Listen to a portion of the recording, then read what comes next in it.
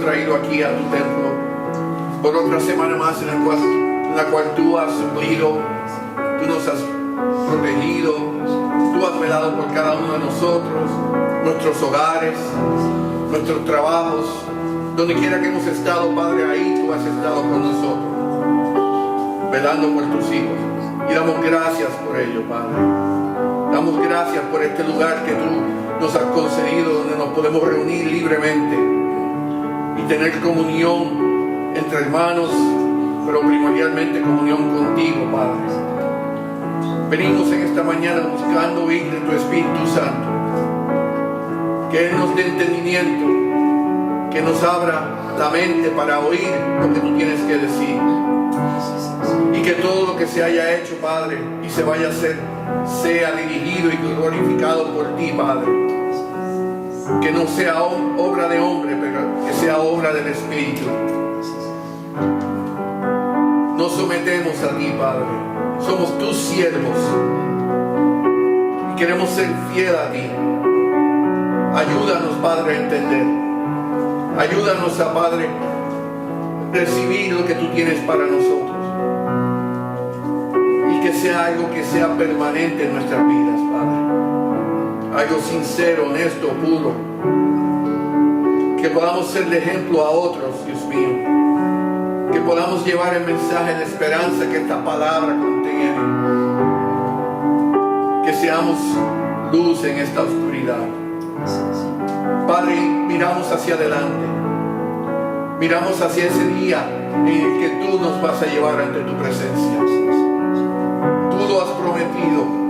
Y la esperanza de cada cristiano es que algún día, Padre, estaremos junto contigo en el reino de los cielos.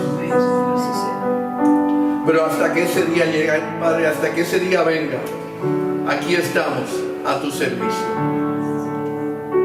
Ayúdanos, Dios mío. Y Padre, ayuda a esta nación. Una nación que está totalmente dividida. Una nación que fue fundada en principios cristianos y que en esta fecha se está alejando cada día más y más. Pero hay un remanente fiel, Padre. Hay un remanente que tú has puesto aquí.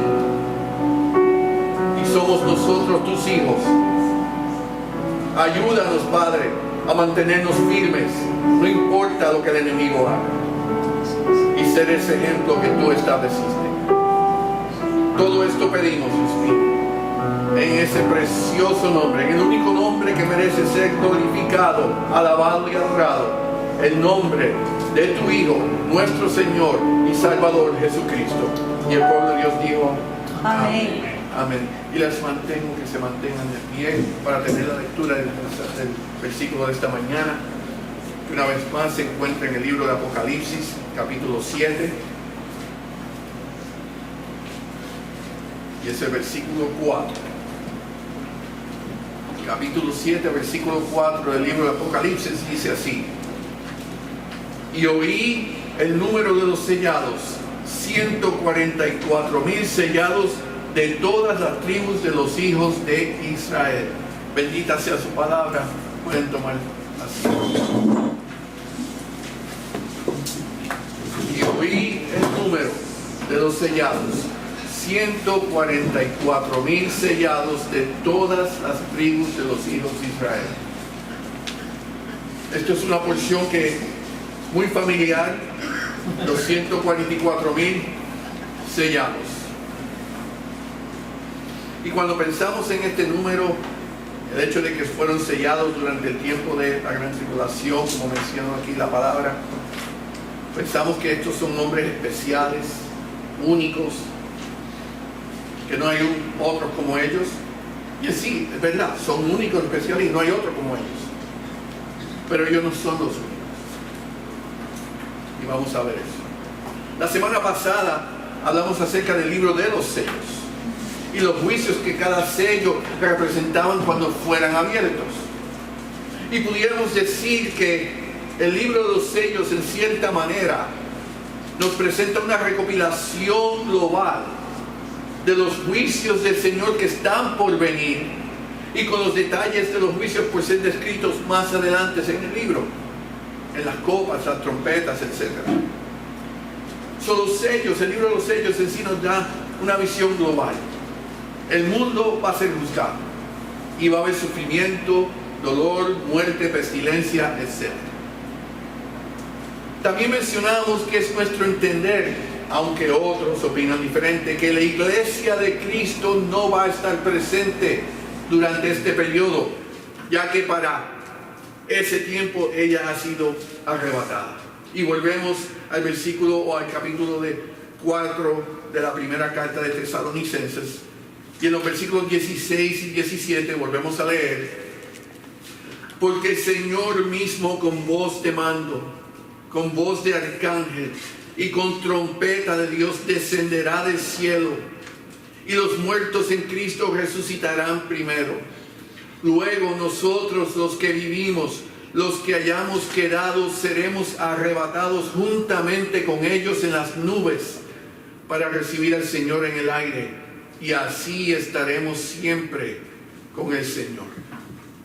Y de acuerdo a esta profecía entendemos que la iglesia de Cristo va a ser arrebatada para ser reunida con su Salvador.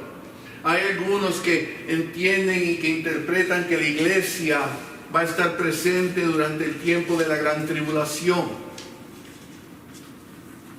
Es un poco difícil apoyar ese entendimiento, debido a que si ese fuera el caso, si la iglesia estuviera presente durante el tiempo de la gran tribulación, las escrituras nos dicen en la segunda carta de Tesalonicenses que hay algo que impide que la bestia o el anticristo se revele.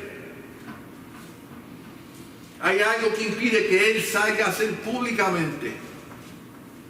Y es nuestro entendimiento que ese algo es el Espíritu Santo. Y el Espíritu Santo reside en la iglesia de Cristo. Por lo tanto, si la iglesia está presente durante la gran tribulación, ¿qué impide al anticristo que se revele ahora? Y ese es el pequeño conflicto, uno de los conflictos que vemos. Otro es que si la iglesia está presente durante la gran tribulación y en ese momento es arrebatada, la palabra vamos a ver que nos dice que durante la gran tribulación vendrán otros a creer en Cristo. Pero ellos tienen que pasar la tribulación. Entonces, ¿por qué una porción va a ser arrebatada y no todos en ese momento? Una vez más, tenemos que leer las escrituras en su totalidad y tratar de poner el rompecabezas y las piezas en orden para que podamos entender el verdadero mensaje. Lo que sí tenemos que entender es que las escrituras nos declaran que este evento, el Señor lo describe parecido a lo que sucedió en los días de Noé, que ellos no entendieron la advertencia que el Señor les estaba dando a través de Noé, hasta que llegó el diluvio y se los llevó. Y les pido que vayan conmigo al Evangelio de Mateo, capítulo 24.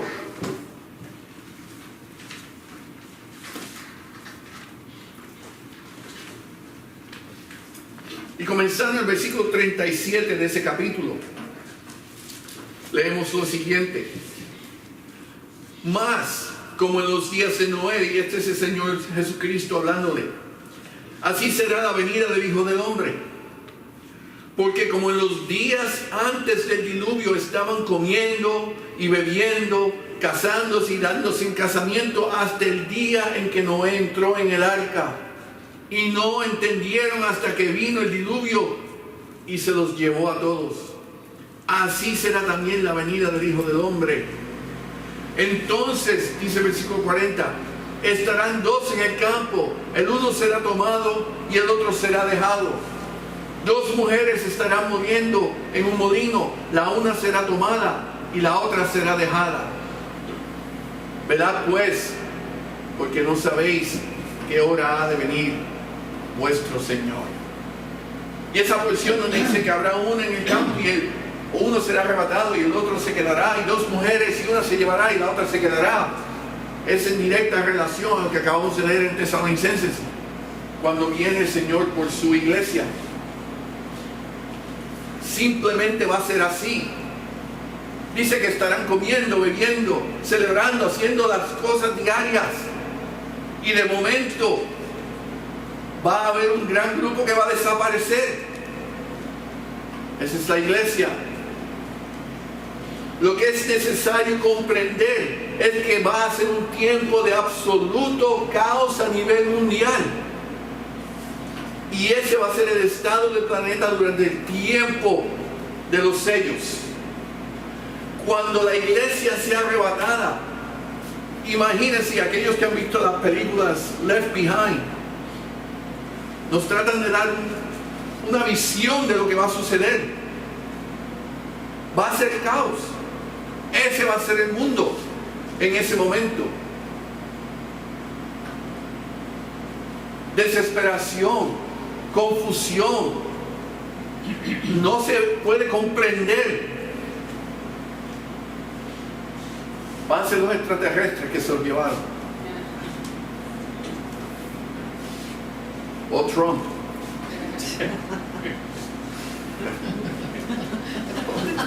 Hay que culparlo a él.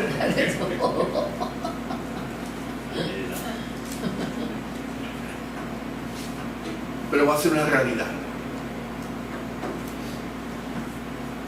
Y nosotros debemos tener el entendimiento de que el Señor le dice a su iglesia que Él viene por nosotros antes de que eso suceda.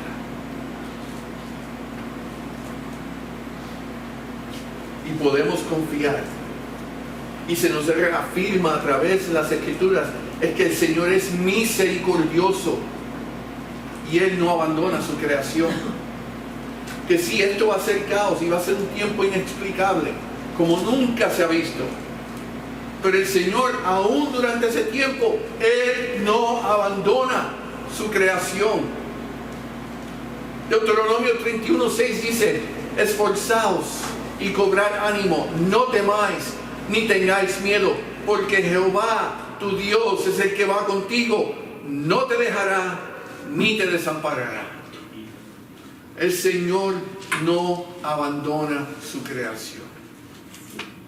Y aún durante ese periodo tan incierto, confuso y de tanto sufrimiento, el Señor provee esperanza para aquellos que quedarán atrás.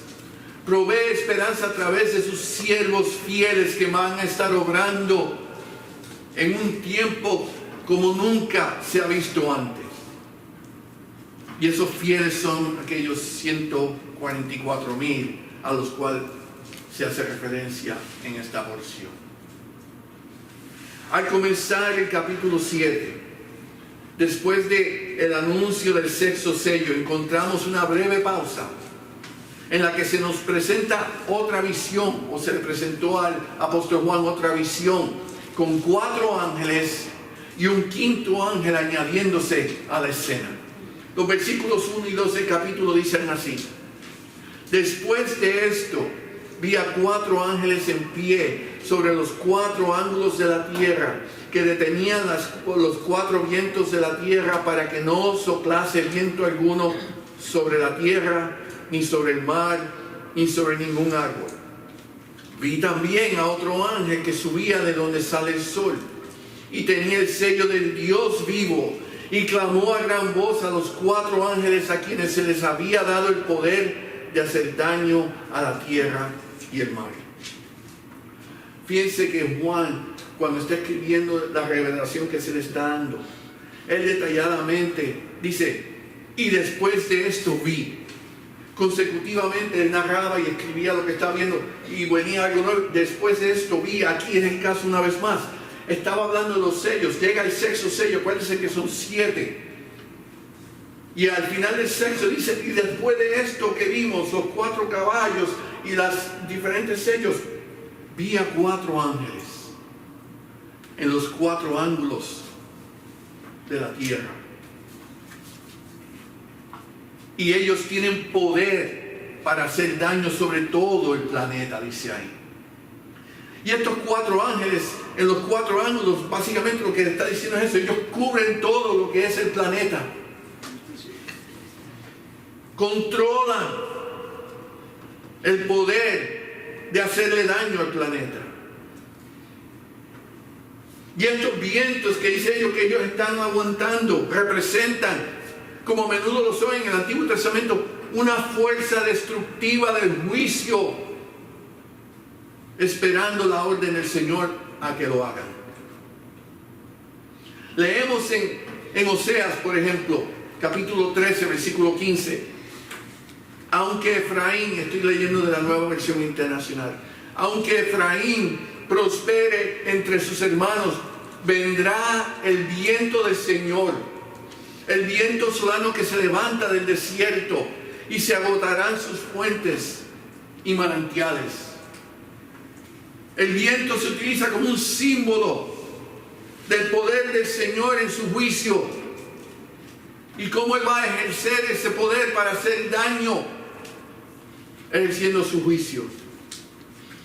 Entonces dice que llega un quinto ángel que viene bajando de donde sale el sol. Y ese quinto ángel dice, versículo 2, que él clamó a gran voz y le dice a los cuatro ángeles: todavía no ejerzan ese poder, esa autoridad sobre el viento que ustedes tienen, porque hay algo que todavía falta hacer, y es el sellar a los escogidos del Señor. Y al mirar este quinto ángel podemos ver que él tiene autoridad sobre los cuatro ángeles.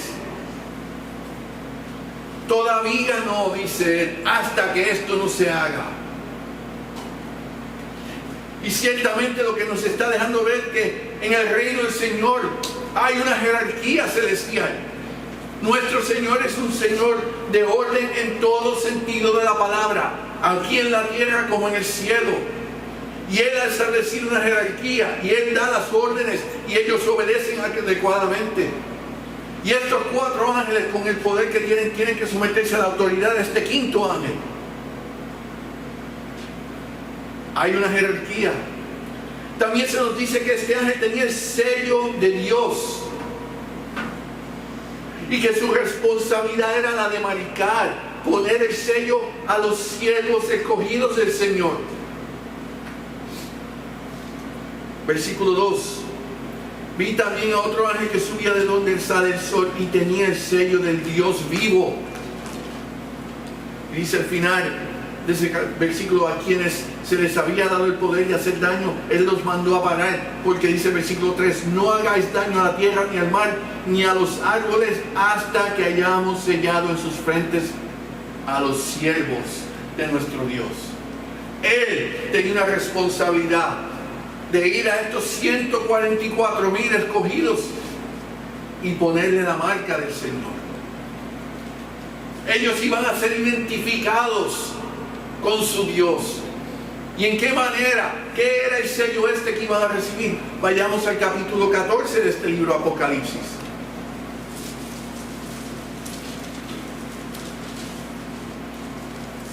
Versículo 1 del capítulo 14. Dice así: después miré, y aquí el Cordero. ¿Y quién es el Cordero? Cristo. Estaba en pie sobre el monte de Sión, y con él, ¿cuántos? 144,000. Los 144,000 están con él, que tenían el nombre de ¿quién? De Cristo, y el nombre de su Padre escrito en la frente. El Señor los identifica con ¿quién? Con el nombre de Él. Estos hombres escogidos llevaban el nombre del Padre y el Hijo en su frente, el símbolo de a quién le pertenecían ellos. Pero es interesante notar, como dije al principio, mencionamos estos 144,000 como, oh, ellos fueron escogidos y ellos tienen el sello. Ellos son especiales. Hermanos, la iglesia de Cristo tiene el sello. Nosotros hemos sido escogidos y hemos sido marcados por el Señor. Segunda de Corintios, capítulo 1, versículos 21 y 22, dicen así: y el que nos confirma con vosotros en Cristo, y el que nos ungió en Dios, el cual también nos ha sellado. y nos ha dado las arras del Espíritu en nuestros corazones. Efesios capítulo 1, versículo 13, dice: en Él también vosotros, habiendo oído la palabra de verdad, el evangelio de vuestra salvación, y habiendo creído en Él, ¿qué dice ahí? Fuisteis sellados con el Espíritu Santo de la promesa. Nosotros no tenemos el nombre en la frente quizás, pero tenemos a Dios dentro de nosotros. Nosotros hemos sido sellados con el Espíritu Santo de la promesa. Sí, nuestra función no es durante la gran tribulación como estos hombres, pero tenemos una función hoy a la cual hemos sido escogidos, santificados, purificados, lavados en la sangre de Cristo para llevar el mensaje de esperanza. Esa es la iglesia de Cristo. Y como iglesia tenemos el sello del Espíritu Santo. Nosotros también somos especiales. Nosotros también somos un pueblo escogido. Nosotros también tenemos un gran propósito. No olvidemos eso ni miremos a ellos diferente a nosotros. Diferentes obras, diferentes propósitos, pero el sello es el mismo, el nombre de Dios. Los 144,000, ¿quiénes son? ¿Qué dice la palabra de ellos, acerca de ellos? Y oí el número de los sellados: 144,000 sellados de todas las tribus de los hijos de Israel, dice ahí, versículo 4. Es interesante notar que diferentes grupos se han identificado como los 144,000. Por ejemplo, en sus comienzos, los testigos de Jehová reclamaron que todo su grupo, lo que ellos eran los 144,000, hasta que sobrepasaron los 144,000. Pero entonces tenían que hacer algo. Si ellos reclamaban que eran los 140, aquí fallamos en algo, así que hay que reconciliar. Y ahora, en orden de poder reconciliar el número, los 144,000, ellos dicen que los 144,000 son un grupo selecto de entre los testigos que van a ir al cielo a gobernar, los escogidos entre ellos. Obviamente tuvieron que ajustar su interpretación de las Escrituras para poder reconciliar su agenda. La palabra nos describe quiénes son esos 144,000. Primeramente se nos dice que eran 12,000 de cada tribu, llamados los hijos de Israel. En otras palabras, judíos, pero judíos fieles a Cristo. Ahora, dentro de esas 12 tribus, y el que lee la palabra, no sé cómo puede malentender que no son 12,000 de cada tribu, porque los identifica, comenzando en el versículo 4 al 8. Dice: de la tribu de Judá, versículo 5, de la tribu de Rubén, de la tribu de Gad, de la tribu de Aser, de la tribu de Neftalí, de la tribu de Manasés, de la tribu de Simeón, de la tribu de Leví, de la tribu de Isaacar, de la tribu de Zabulón, de la tribu de José, de la tribu de Benjamín. Ahí la menciona claramente y dice: del pueblo de Israel. Pero nosotros lo que queremos, cuando digo el hombre, quiere manipular la palabra o justificarla para su agenda, entonces empezamos a modificar las cosas. No, es que son los escogidos dentro del grupo nuestro. Sí tenemos que notar algo. Si miramos a las 12 tribus cuando fueron nombradas en la división de los terrenos en el Antiguo Testamento, estaba la tribu de Dan entre ellos y la tribu de Efraín. Manasés y Efraín son los hijos de José en Egipto. Y cuando miramos a la historia, José no fue asignado a una tribu. Efraín y Manasés recibieron su porción. Ellos representaban a José, pero serían 3 entonces. Pero Leví, la tribu de Leví, no recibió terrenos, porque ellos estaban a cargo de ¿qué? Del templo y el sacerdocio. La tribu de Leví fue dividida entre las demás tribus.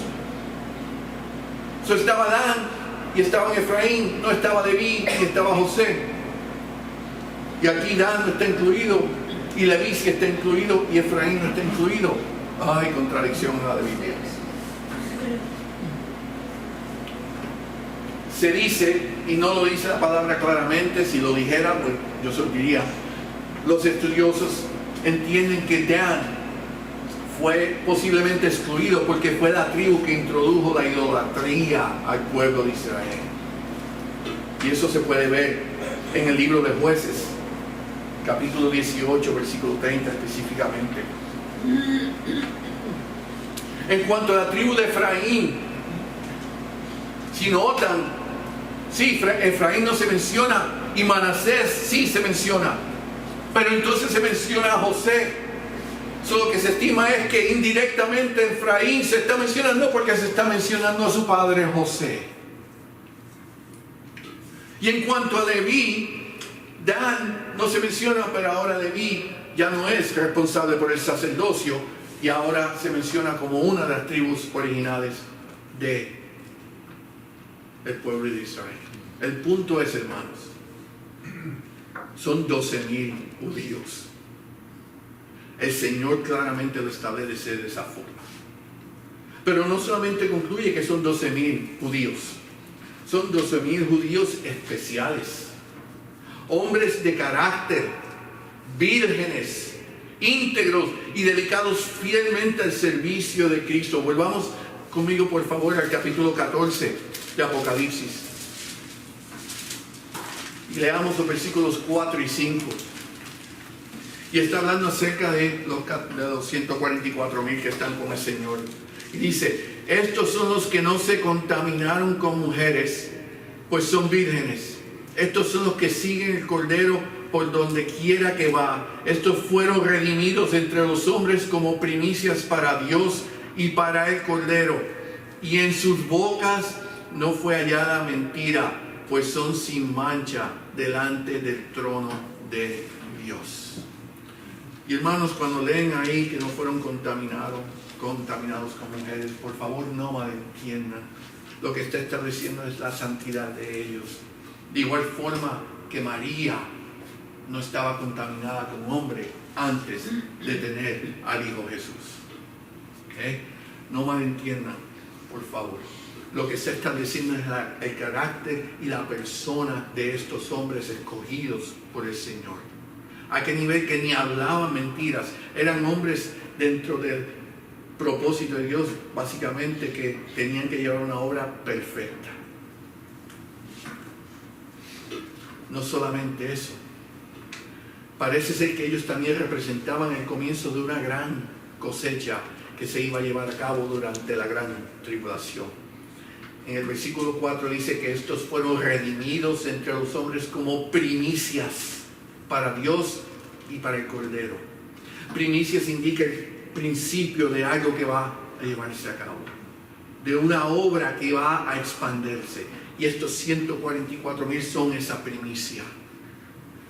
Así que entendamos que aunque no se nos dice cuál es exactamente el servicio que ellos iban a llevar a cabo, ellos estaban sellados para un propósito específico y único por el Señor.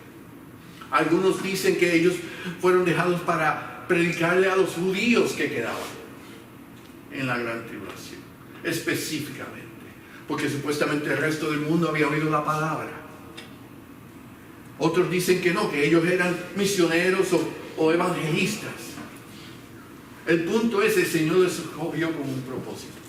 Y ese propósito vamos a ver un poco más adelante ahora, posiblemente cuál era. Porque ahora, acaban de hablar de los 144,000, ahora Juan ve otra visión de otra gran multitud ahí en el cielo. Dice el versículo 9 del capítulo 7. Y comienza diciendo que después de esto, una vez más, ahora concluyó lo que estaba viendo y ahora algo nuevo comienza. Y dice, después de esto miré, y he aquí una gran multitud, la cual nadie podía contar, de todas las naciones y tribus y pueblos y lenguas que estaban delante del trono y en la presencia del Cordero, vestido de ropas blancas y con palmas en las manos. Primero vio a la multitud de los 144,000. Y 144,000 es un buen grupo. Pero dice, ahora veo una multitud mucho más grande. ¿A qué nivel? No se podían ni contar. El número no estaba. Era inmensa. Y se encontraban ¿dónde? Alrededor del trono de Dios. Pero miremos esto. El hecho de que Juan puede identificar diferentes naciones, tribus, pueblos y lenguas nos da a entender que primeramente no están haciendo referencia al pueblo judío. Ahora hay otras naciones. El pueblo judío fue definitivamente identificado con los 144,000, 12,000 de cada tribu. Pero ahora tenemos esta multitud que son de todos lugares. Segundo, nos da también a entender que van a haber distinciones entre las personas en el cielo, tal como las hay aquí en la tierra. No todos somos iguales. Va a existir, va a haber individualidad en el cielo. Todas, pueblos, tribus, naciones y lenguas. Y eso es un poquito interesante y no se da mucha atención. En el cielo va a haber cubanos y puertorriqueños y chinos y japoneses y rusos y de todo lugar, y van a hablar en diferentes lenguas. Me imagino también que va a haber un lenguaje común en el cual todos nos vamos a entender, pero el punto es que él los pudo identificar y los nombra diciendo, hay de todos lugares. Una sola iglesia, la iglesia de Cristo. Y eso es lo que tenemos que mantener en mente. Somos diferentes, pero somos un solo cuerpo. Y hablaremos diferentes, y venimos de diferentes culturas, y diferentes tamaños y colores, y costumbres, pero al final del día, seguimos siendo un solo cuerpo. Y aquí Juan nos ilustra que en el cielo, es de esta gran multitud que se compone de ese gran pueblo de Dios. Y tiene que ser algo asombroso. Entonces el apóstol menciona que la gran multitud estaba ¿dónde? Delante del trono de Dios, vestido en túnicas blancas.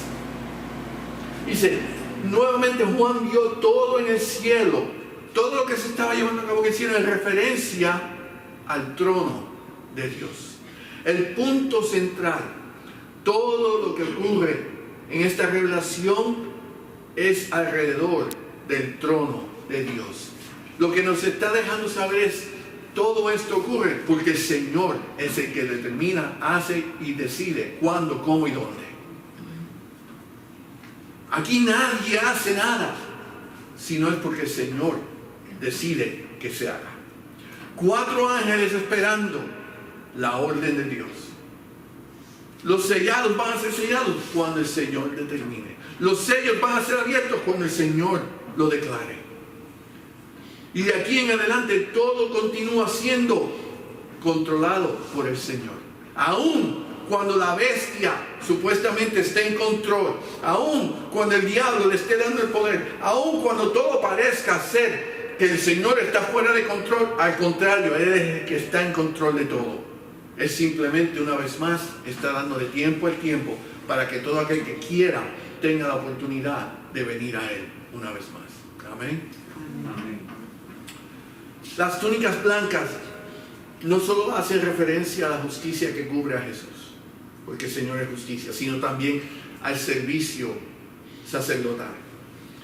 Primera de Pedro, capítulo 2, versículo 9, dice así: mas vosotros sois linaje escogido, real sacerdocio, nación santa, pueblo adquirido por Dios, para que anunciáis las virtudes de aquel que os llamó de las tinieblas a su luz admirable. Y si vamos al primer capítulo de este libro de Apocalipsis, y el versículo 6, dice algo muy similar. Y dice así: y nos hizo ¿qué? reyes y sacerdotes para Dios su Padre. A esa gloria e imperio por los siglos de los siglos. Y el pueblo de Dios dice amén. Amén. Nosotros somos real sacerdocio. Dice Pedro ahí claramente que fuimos escogidos. Somos una nación santa. Fíjense, una nación santa. Los únicos que se identificaban como nación santa, ¿quiénes eran? Israel. Ahora nosotros somos parte de esa nación. Somos un pueblo adquirido por Dios. Adquirido porque el Señor nos compró con su sangre. Él lo dio todo. El precio fue su vida. Para que anunciéis las virtudes de aquel que os llamó de las tinieblas. Para que llevemos el mensaje del Evangelio. Para que declaremos la esperanza que hay en Cristo. Para que demos la advertencia de que todo aquel que lo rechace, lo que le espera es sufrimiento, sentencia y separación eterna. Fíjense la responsabilidad que tenemos nosotros. Y para poder llevar a cabo esa responsabilidad, el Señor nos dio el beneficio de que fuimos sellados con el Espíritu Santo de la promesa. Para poder hacerlo, tenemos que tener el poder y la capacidad. Y la única forma en que lo podemos hacer es con el poder y la capacidad del Espíritu Santo. Nosotros no podemos. Y el Señor nos da eso. Y aquí ahora, Él dice que este pueblo, esta gran multitud reunida al frente, alrededor del trono de Dios, tienen esas túnicas que simbolizan esa justicia y ese sacerdocio. Y dice también que ellos tenían palmas o hojas de palmas, ramas de palmeras en las manos.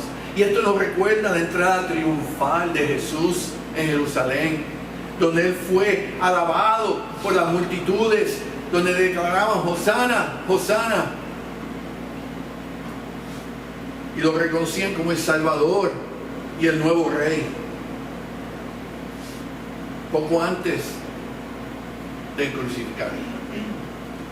Y muchos de los que cantaban Hosana, Hosana, más adelante decían, crucifíquenlo, crucifíquenlo. Pero es un simbolismo de ese evento. Las ramas de palma eran emblemas de victoria. Entonces lo que podemos ver en esta visión ahora en el cielo, ahí no van a decir crucifíquenlo, ahí lo que estaban era la gran multitud celebrando la gran victoria de ese Cordero, la victoria de Cristo. Y el versículo 10 del capítulo 7 dice así: y clamaban en gran voz la multitud, diciendo, la salvación pertenece a nuestro Dios que está sentado en el trono y al Cordero. Hosana, Hosana, ahora sí, ahora es una victoria permanente. Ahora la multitud se identificaba con su Salvador y lo reconocían por quien Él es, Dios, el Cordero que fue crucificado, que tuvo la victoria sobre la muerte. Ese es a quien ellos alaban ahora. Y el versículo 11, piensa lo que dice el versículo 11: y todos los ángeles estaban en pie alrededor. Estaba la multitud y los ángeles. ¡Qué celebración! Y dice que los ángeles alrededor del trono y de los ancianos y de los 4 seres vivientes, y se postraron sobre sus rostros delante del trono. ¿Y qué? Adoraron a Dios. Ese es un servicio de adoración, hermanos. La reverencia que están demostrándole al Padre y al Hijo, donde la multitud claman y se postran ante la grandeza, magnitud y gloria de ese Dios Padre y el Cordero. Y ahí está Juan visualizando este evento, observando lo que se está llevando a cabo o se va a llevar a cabo eventualmente en el reino de los cielos. ¡Qué visión! Entonces la pregunta es, ¿y esa gran multitud de dónde viene? ¿Quiénes son? ¿Quiénes son ellos? Y efectivamente uno de los ancianos se acerca a Juan y le dice: Juan, ¿quiénes son esta gente? ¿De dónde vinieron?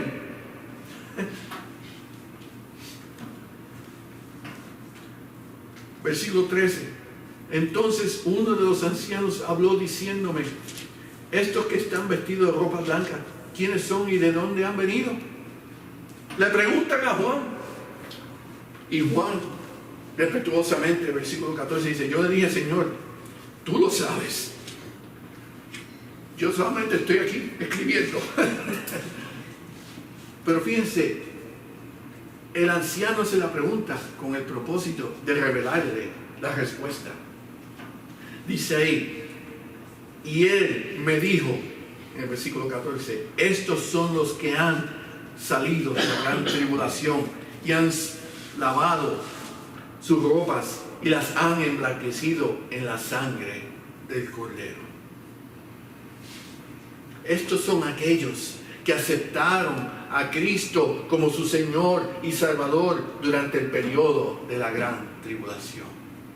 Estos son los que quizás tuvieron que pasar la dificultad, el dolor, el sufrimiento, la tortura, el martirio de la gran tribulación. Pero antes de morir, se entregaron al Señor de señores. Esa gran multitud representa a todos aquellos que durante ese periodo de 7 años dijeron: Señor, perdóname. Y sí, tú eres Dios, te acepto. La presencia de tantos de la tribulación es una declaración poderosa de la gracia y la misericordia de Dios, aún durante ese tiempo de juicio que se va a llevar a cabo. Lo que nos afirma que incluso en este tiempo de juicio e ira en la tierra, muchos vendrán a ser salvos.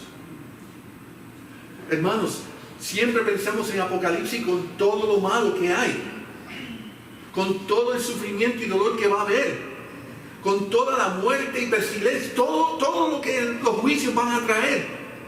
Pero ignoramos, y Juan lo está declarando, la gran multitud que llega a los pies de Cristo debido a este juicio que se va a llevar a cabo. El Señor puede acabarlo todo en un instante, pero a pesar de que puede hacerlo así, decide 7 años más donde todavía pueden algunos venir a mí. Me han rechazado toda su vida, pero les doy una oportunidad más. Y de acuerdo a lo que Juan nos está dejando saber, una gran multitud aceptó.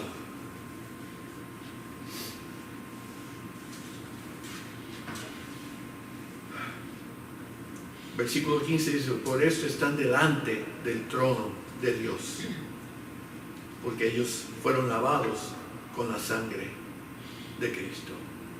Y debido a que esa gran multitud se menciona inmediatamente después de los 144,000. Fíjense, y después del 6º sello vi esto: 144,000 sellados para un propósito. Y los escribe y fueron escogidos del pueblo judío. Y después de eso vi esto: la gran multitud. Es el pensar de muchos que ellos son el resultado, o al menos en parte, a la obra de esos 144,000 siervos de Dios durante ese periodo. Quizás los 144,000 sí son evangelistas, pero que no solo le predicaron al pueblo judío, que le predicaron al mundo, a aquellos que estaban dispuestos a oír, y que ayudan a cosechar esta gran cosecha para el reino durante la gran tribulación. Acuérdense que ellos son las primicias. Algo más venía, y se estima que esa gran multitud es resultado, o en parte resultado, de la obra que ellos llevan a cabo durante ese periodo. Ahora es importante notar que esos que son parte de esa gran multitud, ellos vienen a ser salvos durante la gran tribulación de la misma manera que todos aquellos que pertenecemos a la iglesia de Cristo venimos a ser salvos. La salvación viene por la sangre del Cordero. Dice el versículo 14 al final: son los que han salido de la gran tribulación y han lavado sus ropas y las han emblanquecido en la sangre del Cordero. La salvación durante ese periodo es de la misma manera que es hoy en día. Hay que aceptar a Cristo como Señor y Salvador. No hay otra forma, no hay otra manera, no hay otro camino, no hay otro sistema. Cristo y solamente Cristo. El resultado de ellos tomar esa decisión, el resultado de que ellos se hayan entregado aún durante ese periodo, es que están ante la presencia de su Salvador, donde ya no van a experimentar ningún sufrimiento. Versículo 15 y 16. Por eso están delante del trono de Dios y le sirven día y noche en su templo. Y el que está sentado sobre el trono extenderá su tabernáculo sobre ellos. Ya no tendrán hambre ni sed, y el sol no caerá más sobre ellos, ni calor alguno. En otras palabras, van a estar bajo la sombra de su Redentor. Ya no va a haber sufrimiento para ellos. Lo que tuvieron que pasar ya cesó. Ahora están en los brazos de su Salvador. El juicio del Señor se aproxima. ¿Cuándo va a ser? La palabra dice solamente el Padre sabe. Y no es para nosotros saber, es para nosotros estar preparados. Las consecuencias para aquellos que estén presentes durante ese periodo, para aquellos que rechacen y continúan rechazando, las consecuencias van a ser insoportables. Sí, y no hay otra palabra que pudiera utilizar, incomparables, como nunca antes han sido experimentadas. Y la historia de este planeta tiene historias horrendas de lo que el hombre ha hecho. Las pueden todas juntarse y no se va a comparar con el juicio de Dios. Es incomparable lo que el Señor nos está dejando saber. Pero aún en la dificultad de ese periodo, aún a pesar de todo lo negativo que pudiéramos mencionar acerca de lo que se aproxima, Cristo provee esperanza. A pesar de que es un periodo de juicio, muchos vendrán a aceptar a Cristo. Muchos se van a entregar a Él. Muchos lo van a recibir como su Señor y Salvador. Y van a ser bienvenidos al reino celestial. Y tenemos que mirar eso. Y mirar al Señor y decir, ¿cómo es posible que todavía tú permitas y le des oportunidad? Ese es nuestro Dios. Un Dios de amor y misericordia. Y el mundo no lo reconoce, y muchas veces aún nosotros no lo reconocemos. Y pensamos que quizás es un poco injusto. ¿Por qué esto? ¿Por qué aquello? ¿Por qué sucede aquello? ¿Por qué le permitiste aquello? El punto es que si aceptamos a Cristo, todo lo demás es secundario. Y aún en la dificultad tenemos la esperanza de que esa dificultad va a ser temporaria. Va a cesar. Y en esta tierra vamos a tener que experimentar y soportar nuestra porción de dolor y lágrimas que constantemente le llevamos a Él, pidiendo de su favor. Y durante esta vida Él nos muestra su amor a través de su consuelo y fortaleza que nos da para seguir adelante. Pero llegará el día, llegará ese día, no ahora, cuando Él va a borrar toda lágrima para siempre, donde ya no va a haber más dolor, donde ya no va a haber más sufrimiento, más duda, más incertidumbre. En el cielo los redimidos conocerán el cuidado amoroso de su Salvador. No habrá más pena, dolor. El dolor y la lucha de esta vida terrenal dejarán de ser, y las lágrimas serán cosa del pasado. Y el versículo 17 concluye así: porque el Cordero que está en medio del trono los pastorea y los guiará a fuentes de aguas de vida, y Dios enjugará toda la lágrima de los ojos de ellos. Y el pueblo de Dios dice: amén. Y esa es la esperanza, que el Cordero que está en medio del trono nos va a pastorear. Y todo lo que conocemos hoy en día de este mundo de dolor y sufrimiento nunca más será. Gloria al Señor. Padre Santo, Padre amado, gracias por esa esperanza que tú nos das. Gracias por esa promesa de que algún día toda lágrima será secada y que el dolor y la pena nunca más existirán. Sí, sabemos que en este mundo tenemos que pasar tribulación, pero también confiamos y sabemos que algún día todo esto va a cesar y estaremos en paz junto contigo. Padre, ayúdanos a comprender la importancia de esto.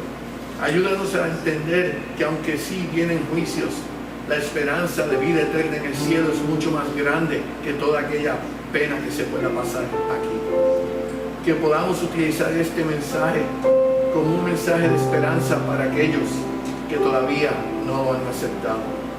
Y poder confiar en ti, Padre, en todo, sabiendo que a pesar de la dificultad, tú sigues en control. A ti será honra y a ti será gloria por los siglos de los siglos.